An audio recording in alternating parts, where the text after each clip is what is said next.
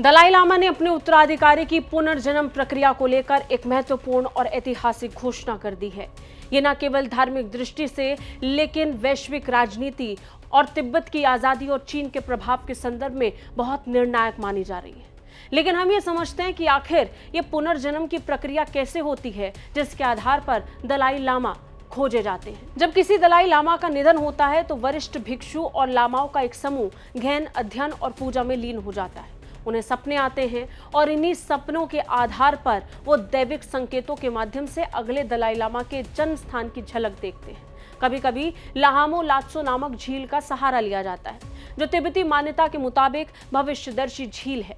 इसे देखकर लामा लोग अगले पुनर्जन्म से जुड़े संकेत और दृश्य प्राप्त करते हैं। संकेतों के आधार पर एक विशेष क्षेत्र में जन्मे कुछ बच्चों की पहचान की जाती है। इन बच्चों का निरीक्षण उनके व्यवहार, याददाश्त और मानसिक क्षमता के आधार पर किया जाता है। संभावित उम्मीदवारों को उन चीजों के सामने रखा जाता है जो पिछले दलाई लामा की थी। अगर बच्चा सही चीज को पहचान लेता है, खासकर उससे जुड़ी विशेष बातें याद रखता है, तो उसे पुनर्जन्म मान लिया जाता है। फाइनल चयन के बाद भिक्षुओं का समूह और तिब्बती समाज उस बच्चे को दलाई लामा के रूप में मान्यता देता है। इसके बाद उसे शिक्षा, ध्यान और नेतृत्व के लिए विशेष प्रशिक्षण दिया जाता है।